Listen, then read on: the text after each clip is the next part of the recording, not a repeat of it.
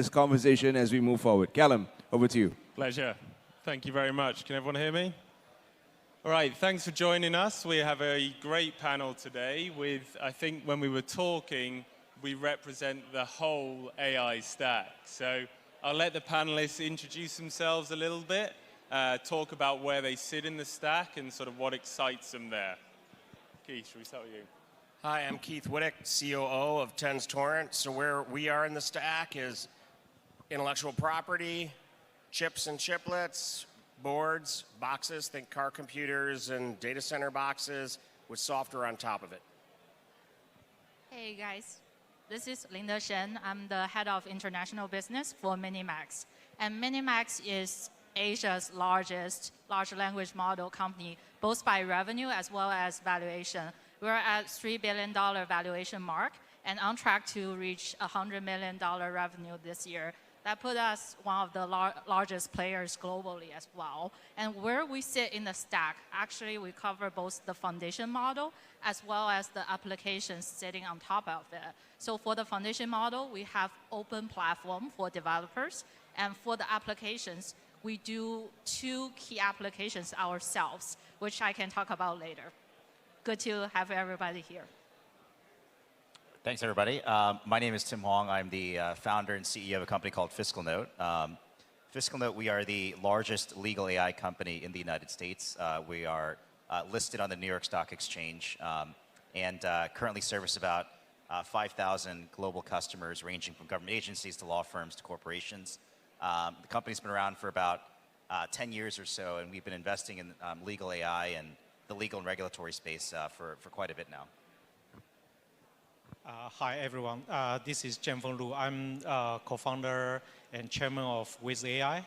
And I also like a founder for an AI foundation called One North Foundation in Singapore. WIZ.AI is actually a leading AI company in Southeast Asia. We try to reinvent the customer engagement and using AGI technology. Our AI agent or AI bots is able to speak in 12 languages. Our customers scattered in 16 countries. Bots is mostly like in this region for starting from Singlish to Bahasa Melayu, Bahasa Indonesia, Tagalog, etc. So we try to use AI, try to help make the customer engagement, customer services like very efficient and also cost-effective. Thank you. Great, thanks guys. So I guess we can start maybe by addressing the elephant in the room that was NVIDIA's share price dropping 10% on Friday. So that begs the question, have we reached peak AI hype at this point in time? Are the costs and energy requirements so high that we can't really sort of do what we intend to in the near term? I know, Jianfeng, you had a view different to me, so maybe you want to start. Have we reached peak hype within AI? Sorry, can we turn the speakers here up, please?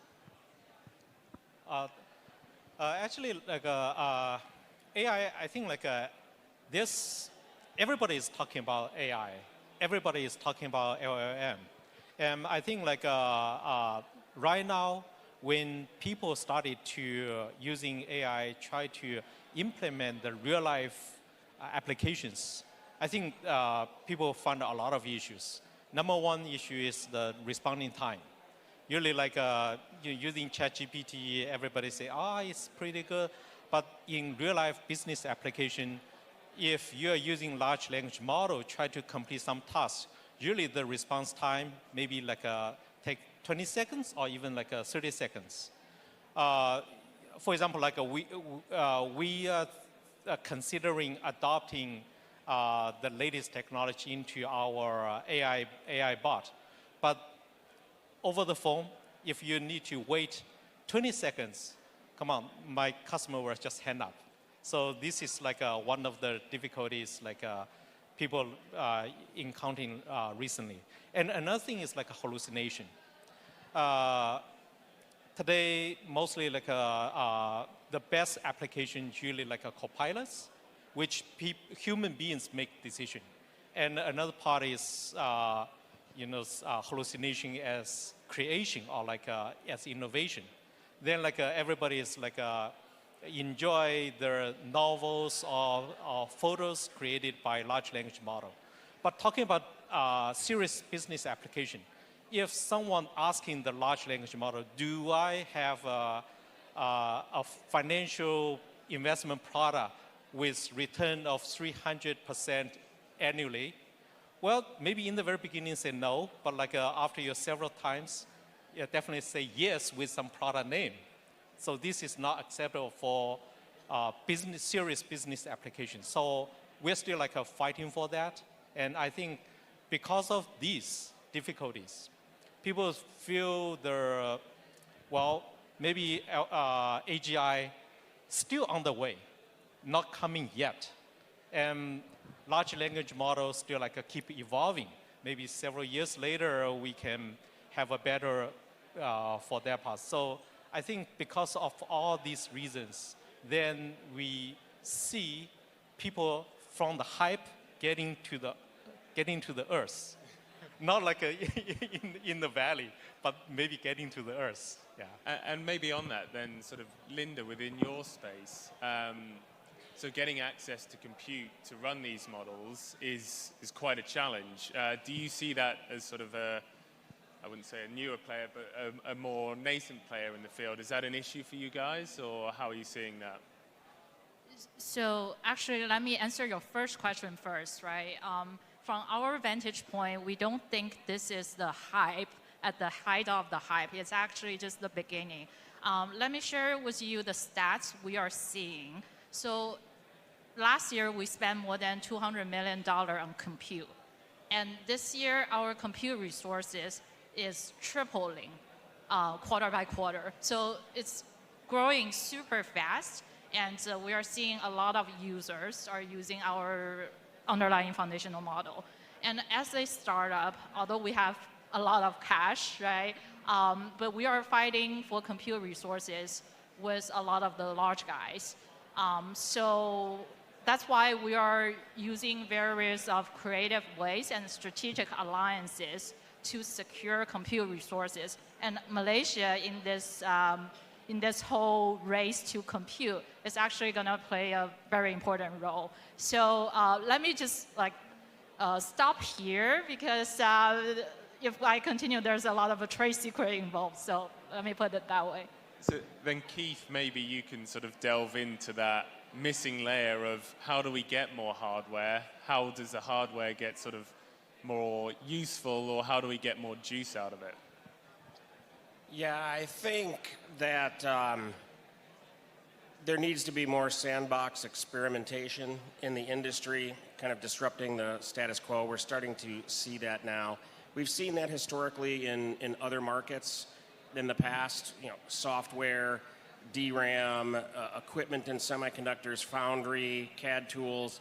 It starts with a pretty large sandbox, not a monopoly. So I think a healthy approach to AI is pretty much getting a lot of other players in the industry, and some will fail, some will be acquired and consolidated, some will grow and be the next $2 trillion market cap company. But we need choice. We need different ideas put on the table. We need different moats built for all of you in your businesses. And quite frankly, some of these niche cases need to be focused on. With a market of $100 billion to $400 billion US dollars by, let's call it the end of 2028, there's a lot of experimentation that can be done and a lot of benefit that all of you would get as customers and participants in the supply chain. So I think what we really need to do is open up different experimentation on the technology and then on the business model, right? We need to give customers technology the way they want it, how they want it, especially given the challenges we're going to face going forward for the next several years in geopolitics. Right? You guys need security, you need safety, you don't want monopolies raising price on you every 6 months, and you don't want a bureaucrat sending a document taking technology away from you on a flick of a pen. I think that's something we need to address, not as big companies, but as countries and supply chains, and that's something we need to do to get hardware into the right place with the right capabilities and the right business model. Perfect. And then maybe, Tim, you can sort of talk about how do you see on sort of the software efficiencies, how can you really provide value to your customers at reasonable prices, and sort of what measures are you taking to ensure that you're giving them the bleeding edge of AI without sort of charging the earth? Well, I think ultimately you have to take a step back and look at the larger opportunity, which is that over the course of the last 20 years, enterprises and businesses have adopted a tremendous amount of cloud software within their firms. And so every single function in the enterprise today, HR, legal, accounting, marketing, sales, there have been a tremendous amount of innovation in terms of bringing specific workflows, CRMs, HRS systems, accounting software systems, directly into the hands of large-scale companies. Now, the reality is that if any of you guys have used any of these pieces of software, they really suck. I mean, they're just terrible software, right? You know, in order to look up a specific company, or to run a marketing campaign, or to look at a specific piece of HR software, you have to click 17 times to get to something. It's an extremely complicated and convoluted piece of software, and it's actually very difficult to use. But the reality is that you have seen companies like Salesforce, like SAP, like Oracle, like Microsoft, that have benefited tremendously from the implementation of cloud software. Now, where do we stand today? Now, all of these enterprise workflows are going to be disaggregated and completely taken away over the course of the next 10 years. And this is I would say, a once-in-a-generation opportunity from the B2B enterprise perspective to actually disrupt those markets. So what is the modern CRM? What is the modern accounting software? What does the marketing software look like of 2030 and 2040? It doesn't look like the software from 10 years ago. It's much more AI-enabled, much less interface-driven, and much more driven by chat or AI agents. And that's a complete different business model. So we look at like Microsoft or Salesforce or SAP, they're investing their entire business in AI-based agents. Why? Because if they don't, they're going to get disrupted. And so this is one of the, people might say, oh, Microsoft has such a big advantage in terms of going after the B2B market or going after the cloud market. I don't think so. I think it's existential for them. I think that if Salesforce can't get AI right, the company won't exist in 20 years. And so I guess my point, though, is that there's a very big wave of innovation here. And if you can get just the right way of taking proprietary data, creating the right AI interface, and delivering to the customer at a low cost, this is the one time where you can actually reasonably take market share from Salesforce and do it on a very credible basis. No, that's great. And maybe just to expand on that internally for some of you guys here is, how as business leaders do you see through the noise and choose the right products for your own businesses? Or how do those looking to sort of integrate your workflows into their pipelines, how do you distinguish yourself from sort of all the other, should we say, noisier AI companies out there? Why don't we start with you, Tim, actually, expanding on that? Well, so when I think about the implementation of AI in a company like ours, we're not like a huge company. We're probably about 1,000 people globally. I would say, like, we're a pretty typical mid-sized software company. And, what I would generally say is, in January of this year, I grabbed all of my global executives and I flew them to our headquarters and we sat down and I basically said, you have one mission for 2024 and every single one of you needs to implement AI within your specific function. I don't care if you're the VP of product marketing. I don't care if you're the head of recruiting. Your entire job is to implement some form of artificial intelligence innovation. So where does that come out? There's two things where it comes out. So the first is in efficiency, operational efficiency. Our gross margins should grow from 80% to 90%. Our operating margin should go from 10% to 30%. Why? Because we can operate more, we can do more with less people, very simply. I don't need 10, 15, 20 recruiters when I only need 5 or 7 now. I don't need a content marketing team of 50 people when I can do it with 10 or 15 people. And so that has meaningful implications on margins and driving margin profile in a company. But I think the more exciting opportunity, obviously, is in innovation. And so I'll give you a very quick example. In our space, we're a legal AI company. And so what we do is we collect laws and regulations from 90 different countries and we service to our customers. Now, historically, if you want to talk to a lawyer, they're very specialized in one market. The Malaysian lawyer, Singaporean lawyer, Thai lawyer, Korean lawyer, Chinese lawyer, they all have their specific specialties. And so you contact 16 different law firms, and they all do this work for you. And at some point, if you're McDonald's or Starbucks or whatnot, now you have 16 different law firms on a conference call, and they're all charging you, $20,000, $30,000 an hour. Now, in our case, what we said, well, what if you could actually instantaneously ask a legal question, and instantaneously get a summary, and instantaneously get an analysis for and do that in less than 20, 30 seconds, and do that for less than a couple $100. That is true innovation in the sense that that was not even possible before. And so when you're the first wave of obviously artificial intelligence coming from the efficiency, but really as companies start to get deeper and deeper into the enterprise, we will start to see a lot of innovation that people start to implement as well. And maybe, Keith, if you could expand on that in a business that is very sort of IP heavy at the cutting edge, how do you utilize or see to utilize AI tools within or across the business? Yeah, I think maybe I'd like to answer to the question of how do you pick the right partners, and then maybe talk about how you integrate that into your business. But one of the things that I've found is you have to look at the team, and you have to look at the depth on the team of the partner, the customer, the supply channel entity that you're working with. One of the things you have to worry about hype markets is everybody piles in as soon as they see the money and the opportunity there, and they aren't people that know that business, that industry very well. So, everybody, I see like AI-enabled Nike shoes and AI-enabled breakfast cereal and all this stuff. And as soon as AI gets hot, you see companies popping up with CEO that's got a master's degree in medieval European literature and all this kind of stuff. It's a joke, obviously, nothing against medieval European literature. But find those teams that have been passionate about that space forever.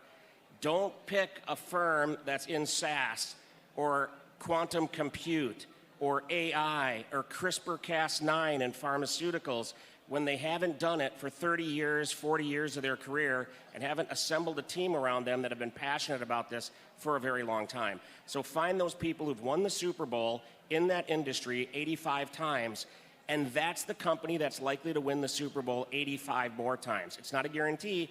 Find them and bet on them.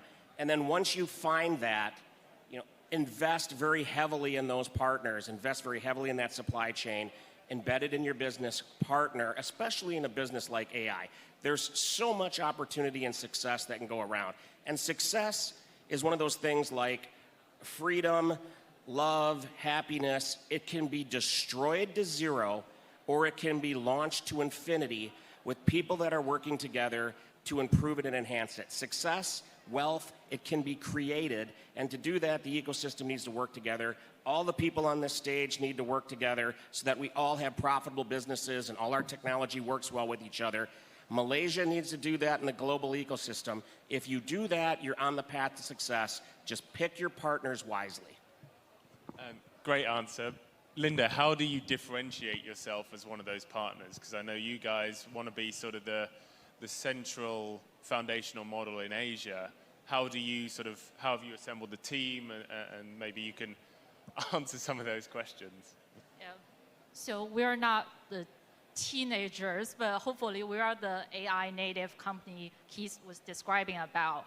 And so let me talk a little bit about the organization first. I think this AI race is just starting, and what determines a company, how far it goes, is really the organization. And then I will talk about our strategy, right? But at the core, as an AI native company goes, we are super flat. We drink our own Kool-Aid. We use our products excessively, and we work relentlessly. So every day we work from 11 to 11 p.m., so 12-hour work day, and we work like 6 days a week. Everybody is always online, and we do super fast iterations. Like, for example, we have our, Perplexity and ChatGPT-like product internally, and the entire organization uses it all the time and pressure tests it all the time. We have a large all-hands chat, and whenever anybody finds any suggestions for this particular app, you will find the app being updated the next day, and all the comments being reflected. That just shows how a nimble organization in today's AI native world will iterate and fight this wall. And that's at the core, that's how we organize, and that's the talent we have. But as far as strategy goes, our strategy is quite different. So we are a firm believer about user in the loop and intelligence with everyone. So let me explain. I think the North Star for today's AGI is for everybody to use it. It's a democratized AI. It's not for certain government projects. It's not for certain large enterprise to monopolize. And to achieve this vision, we are doing our own apps as well as partnering with all the large platforms to deliver AI capabilities in all sorts of forms and fashion to end users like everybody here. And the way we do it is at the core, we have our large foundation model, and we are positioned to become the one that knows Asia the best. Because in the US, you have OpenAI. In Europe, you have Mistral. And in Asia, who do you have? So today, we are Asia's #1, and we intend to keep that way. And secondly, for this large language model capability, we are having our open platform with a lot of business users. So today in China, we have 1,000 enterprise customers, and we are rolling out that for the rest of the world. So the large companies like Didi, Alibaba, Xiaohongshu, etc., you name it, these large internet platforms are our partners, and we power their applications to serve everybody they are serving. And then on top of that, what really differentiates us is we also firmly believe in user in the loop. You cannot become a great large language model company without any user feedback. And the way to get user feedback is you have to do the application yourself. So we don't believe in purely academic approach to large language model. We actually are strategically positioned to do two applications. One, what we call her, and the other, what we call Javas. Because the world of AGI in the future, we don't know whether it's more emotional and companionship style or whether it's more productivity style like Java's has, right? So we are doing both. And we are doing those two apps, one for Asia, and particularly China has a very weird ecosystem, so we have that, and also the West. So one of our companionship-like model and application is one of the leaders in this space.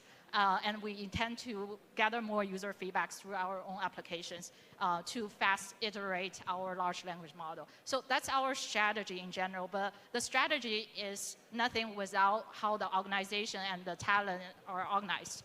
And I would say that's our secret weapon. Great, thanks for that. So we've talked about how we need to assemble very strong teams to build sort of strong AI applications. There are already some pretty strong teams in sort of the Microsofts, the Googles, the Mistrals of the world. I know sort of Southeast Asia, Malaysia specifically wants to focus and become sort of a leader within this space. How do they compete? Do they focus on niche areas that sort of where they can sort of steal customers? Maybe Jianfeng, do you want to start on that? Yeah, actually, WIZ.AI, we founded in 2019, starting from Singapore, then like Malaysia, Indonesia. Right now, we are serving customers in banks, fintech, insurance, telecoms, and e-commerce, healthcare, all the top players in each country. Right now, actually, like I think in this region, the very interesting thing is like there's a lot of needs, and very few people actually like is able to deliver the result. So what we are doing is like we try to not the same as MiniMax, like Linda is saying. What we are doing is like we are like build or like we fine tune the model to make like as small as possible. Try to make it like a very efficient, very quick, fast response at a very low cost. For example, like in the very beginning, when we get in 2019, when we get into Singapore, we said, okay, I will try to use Microsoft or Google speech recognition engine, but like it turns out not able to make it real. So we finally like we have to build all this technology by ourselves.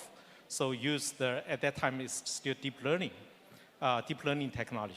So right now our the accuracy rate for speech recognition for Singlish is more than like a 93%. And Google engine still a little bit above 80% for our customer scenario. So we try to build this kind of like a model, very small. And also like even for last year, like everybody is talking about large language model. We actually built the first 13 billion parameter Bahasa Indonesia model.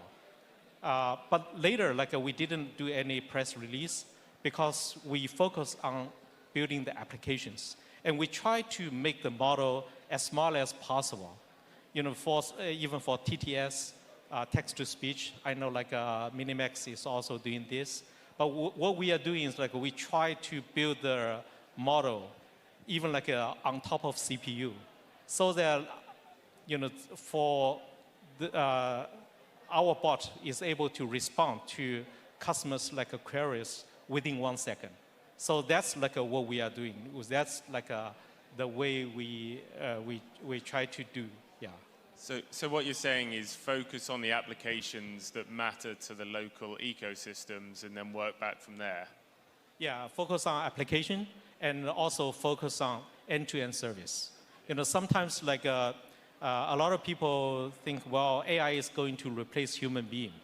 But my belief is, to replace our job is not AI, is maybe like just very few AI expert, plus a lot of AI agents. They're going to, replace us. One example is like a friend of us, like who is co-founder of Xiaomi. He's like after his retirement, he's working with 2 of his friends, like working for 5 months. They created a lot of applications. Then like we asked them like, okay, those applications, if using Microsoft software engineer, how many of them like are going to make this the same productivity? The answer is 120. So I think like in the future, AI, well, maybe OpenAI in next several years with several $1 trillion, they can, train some AI agent, try to replace people, do all those like coding, all these things. But I think like most probability is, several software architects, they know the requirements, they know how to build this kind of like a software. They using maybe like OpenAI's like GPT or maybe MiniMax like a model. They create like the applications. This kind of model is going to happen in the near future. Yeah. Yeah, that is interesting. Tim, I think you already sort of a cross-border and have to deal with different legal jurisdictions. What opportunities do you see within sort of the Southeast Asian markets? So we have a pretty large presence here in Southeast Asia. We have a large number of enterprise customers here. We've got pretty much every major government as a customer of ours. I want to kind of go back to some of the points that were made earlier here, which is that we've been in the AI space for almost 11 years now, and specifically targeted on the legal vertical. And so, even before the rise of GPT models and all the sort of hype that's been going around the space, we built our own data aggregation engines, our own ETL pipelines, our own text-speech translation components, our own translation engines. Literally everything you can think of from scratch, we built it verticalized to our specific industry. And so what's been interesting is sort of seeing the performance of large language models or large language models plus RAG or other model kind of ensemble approaches, relative to I would say like a more verticalized approach. And what we've generally found is that I guess the model doesn't matter as much as the data that you're aggregating. And in our case, we've spent a tremendous amount of time, particularly in Southeast Asia, but also in Latin America and in places like Eastern Europe and the Middle East, in plugging directly into aggregating, Saudi Arabian court cases or Indonesian regulations, or getting the exact nuances of why Korean lawmaking requires this particular type of diplomatic language or something. And so I think that that advantage, I think, is a compounding one over time, particularly as you add in user-generated prompting and then kind of layer on, I would say, other forms of interfacing with that data from a workflow perspective. And so I guess to the broader point, it is possible to build a global business anywhere. And the technology tools are available now. And they're so, frankly, the academic sourcing and the sort of open source tooling is quite robust, certainly compared to where it was 10 years ago, that the market is quite competitive, I think. And so I guess what I kind of view, where I view kind of the market going in the next couple of years is, I think that, putting aside the sort of foundation model layer and the hardware and infrastructure layer, on the application layer, very similar to the cloud wars as it was 10 or 15 years ago, you will see one or two, maybe three winners in every single category. You will see a big player and winner in travel. You will see a big player and winner in insurance, and in healthcare, and in legal, and customer support, and accounting. Each and every one of these players is going to essentially have one or two dominant players at the end of the day. And that's just a compounding effect of having better language models, having better user information, having better access to, I would say, kind of workflow development and the like overall. And really the question is, who's going to be able to kind of get there first? And that's more driven by ambition and more than anything else, I would say. So you're thinking similar lines, more segmentation on those who have sort of the specific data sources for their verticals or their geographies? I would say the one exception to that is consumer. So consumer is a whole separate ballgame. I mean, I think, to some of the earlier points that are made around things like, emotion-driven language models, or some of the more kind of character avatars or in the entertainment space, I do think that there's quite a broad application and opportunity. Imagine, for instance, like, you get out of a movie theater and you watch Frozen 3, and you can interact with Olaf, in 80 different languages, who's very specific to your language culture, can make specific jokes about your country, whatever the case is, right? So that's a whole separate ballgame. But I think when the enterprise, in terms of the productivity suite, it's very clear. There's going to be an HR winner, there's going to be an accounting winner, and it is going to be almost, it's going to be, A versus B. It's a dog versus cat. Microsoft versus Oracle, and that was the same case in the cloud wars as it was 10 years ago. No, that's great, and I think it echoes the points of others. So maybe changing tact a little bit on that, Keith, how do you think about the hardware advantage or the hardware production advantage that Southeast Asia has currently with sort of the TSMC's locality? Do you see that persisting going forward, or the US CHIPS Act starting to change dynamics there? No, I'll say, well, first, building this business requires capital. And when you have companies like Google, where I came from before I joined Tenstorrent, saying the CapEx to expand their business, this is an up to $2 trillion US company, saying this is way too expensive, this is painful, I don't know how we're going to ROI or monetize this. You're facing unique challenges. So what I think needs to be realized is this is no longer a game for very big companies. It's a game for large communities of interoperating companies that have capital, or even governments. So I was in India, 6-8 weeks ago, stood on a stage with NXP and Qualcomm, and India announced with their Minister of Technology something like the CHIPS Act in the US for $14 billion of investment.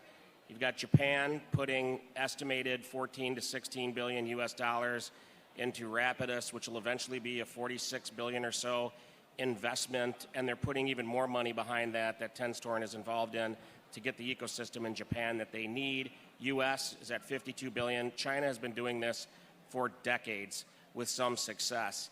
So you're going to need governments, I think. There's nobody bigger. If big companies can't provide the capital, and VC private equity can't provide the capital to make this business work, because one single high NA EUV stepper out of ASML is $500 million, and you need 25 of those to fill out your manufacturing facility, someone's got to step up with some serious cash.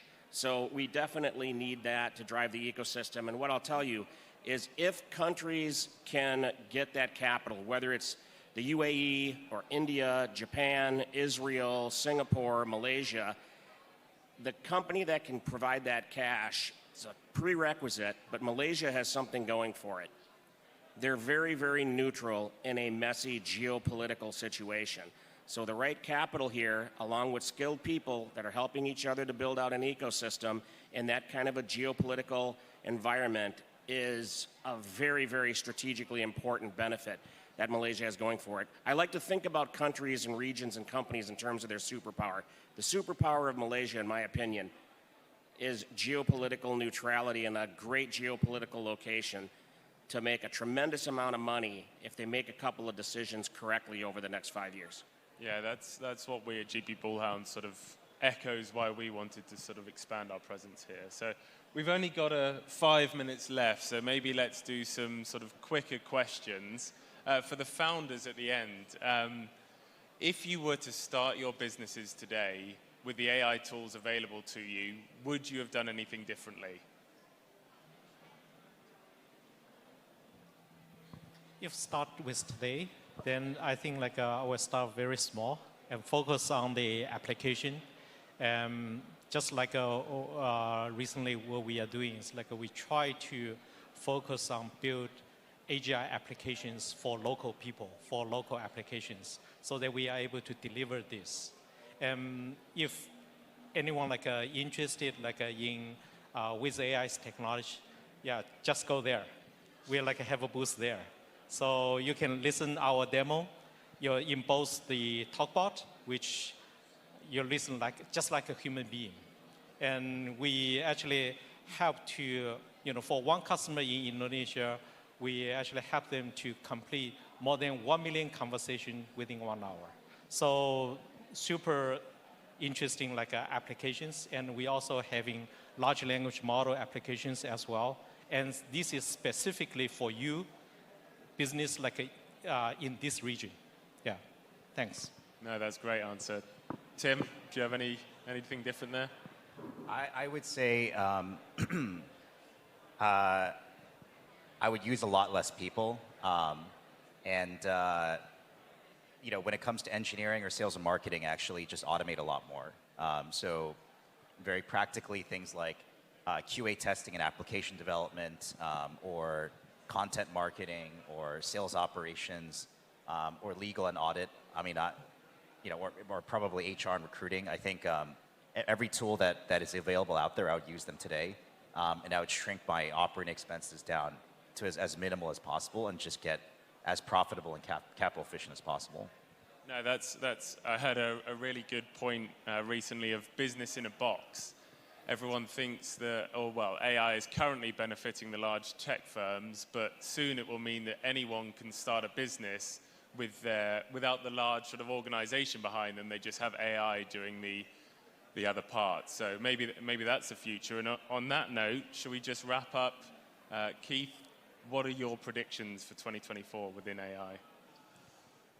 2024, from a hardware perspective, what I'm hoping happens going forward is chiplets, a phenomenon that I hope you are all aware of, comes by. Every once in a while in the business, you come to a crossroads, like in hardware semiconductors in my business, TSMC and the foundry model. From that day forward, the industry is never the same again, and there's major winners or losers because of that inflection point. And even new countries can emerge in the ecosystem and the supply chain that do very, very well. Another one was ARM, licensing technology, creating an aggregation model where they create IP.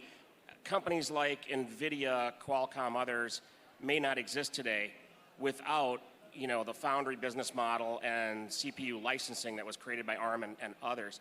So I would like to see the industry make chiplets happen. It's not new. It's not a new technology. The FPGA guys were doing it 20 years ago. DRAM doing it 15 years ago. It hit the data center guys. But Apple has a proprietary system to make this happen. AMD has a proprietary system. Somebody, maybe Malaysia, needs to create an open ecosystem with standards that brings this technology to the light of day. And if you can do that, you can win in a major segment of the business. I'd like to see chiplets grow and expand over the next 5 years. There's so many countless benefits of doing this, and I can't even get into it in the time that I have, but I hope chiplets happen. No, that's great. And I personally was very excited in chiplets and what they can do for sort of in-memory computing and things. Maybe we'll finish up with you, Linda. What are your predictions within sort of foundational model for 2024 or a little bit beyond? Yeah, so I guess everybody can agree that no industry today is iterating as fast as generative AI. I myself is like super excited about the video side of innovation. And I'm sure everyone has seen the Sora demonstration, and OpenAI is gonna roll that out in Q4 this year. And us, MiniMax, we are rolling out a Sora-like model a quarter before that, so stay tuned. But like back to the short-term and long-term prediction, I think at the end of the day, we don't know what the future will look like. What we firmly believe is put the power of AI to everybody, right? That's intelligence with everyone, and let the user innovate with the new tool, the new power they have, and discover more AI native applications. So I'm very hopeful. I think that's a great final statement. Let the user innovate. So thank you very much, everyone. I hope you're users that are innovating. Thank you. Thank you very much. To our panel, let's have a photo to wrap up the session.